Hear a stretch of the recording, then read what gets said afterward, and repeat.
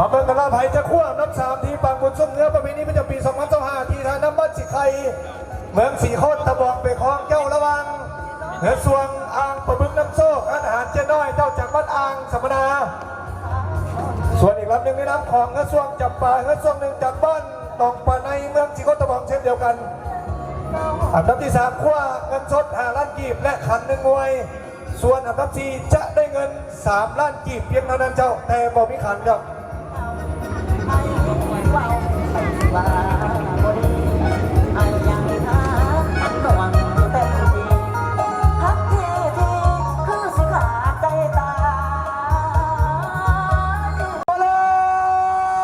ออกมาแล้วท่านผู้ชมท่านผู้เสียดูที่เทิงตาฟังเป็นการคู่ซิงอันดับที่3เป็นการพบกันระหว่างจำ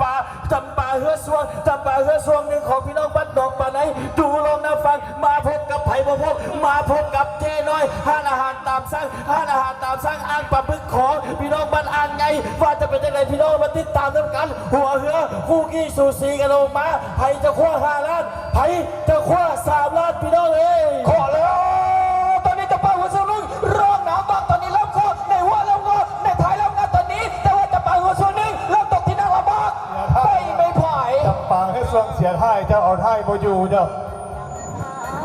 เสียท้ายเมื่อกี้นี่ตีท้ายสะบัดเลยเมื่อกี้นี่พยายามแนบหล่อแล้วเจ้าเตะในท้ายคนโทนท้ายโบยูอีหลีจำเป็นแล้วเจ้าปล่อยให้อ่างปลาบึกแบบนี้พายมา100 หน้า100 ตาเจ้าเมื่อแรงนี่ในท้ายคือสีนอนบ่รับพุ่นเลยเจ้าเพราะว่าเฮือยังบ่ขาดกันแต่ในท้ายขัดท้ายบ่ไหวอีหลีขัดท้ายโบยูอีหลีเจ้าปล่อยให้เฮือส่วนอ่างปลาบึกน้ำโซ่ห้านอาหารเจ้น้อยขั้วอันดับที่3ไปขั้วเงิน5 ล้านกีบและขัน1 หน่วยส่วนจับปลาเฮือส่วนเสียท้ายต้อง